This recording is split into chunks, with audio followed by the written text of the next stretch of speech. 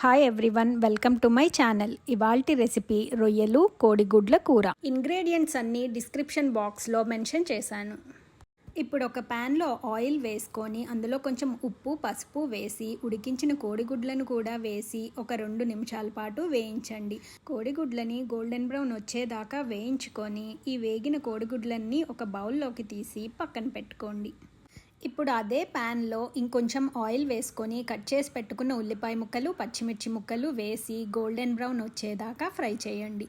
ఉల్లిపాయ ముక్కలు golden brown వచ్చిన తర్వాత కొంచెం ఉప్పు పసుపు మీ రుచికి సరిపడా కారం 1 టీ స్పూన్ గరం మసాలా కూడా వేసి అన్నీ బాగా ఒకసారి కలిపి ఫ్రై చేసుకోండి.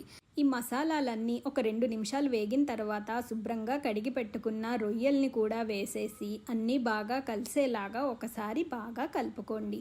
రొయ్యలకి మసాలా మొత్తం బాగా పట్టేలాగా 2 నిమిషాల పాటు కలిపి అప్పుడు మూత పెట్టి 10 నిమిషాల పాటు వదిలేయండి. తర్వాత ఇలా నీళ్లు చేరుకుంటాయి.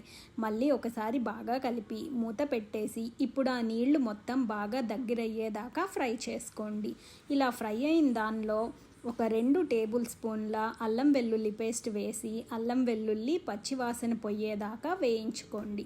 ఒక 5 నిమిషాలు పడుతుంది. 5 నిమిషాల పాటు వేయించుకొని తరువాత ఒక అరకప్పు నీళ్లు వేసి ఒకసారి బాగా కలిపి ఒక తెరలు రాగానే మనం ఫ్రై చేసి పెట్టుకున్న కోడిగుడ్లను కూడా వేసేసి ఒకసారి అన్నీ బాగా కలిసేలాగా కలుపుకొని మూత పెట్టి ఒక 5 నిమిషాల పాటు ఉడికించుకున్న తర్వాత కొంచెం కొత్తిమీర వేసి అన్నీ బాగా కలిసేలాగా ఒకసారి కలుపుకుంటే అంతే, మన కర్రీ రెడీ అయిపోయింది. కోడిగుడ్లు రొయ్యల కర్రీ. Thanks for watching.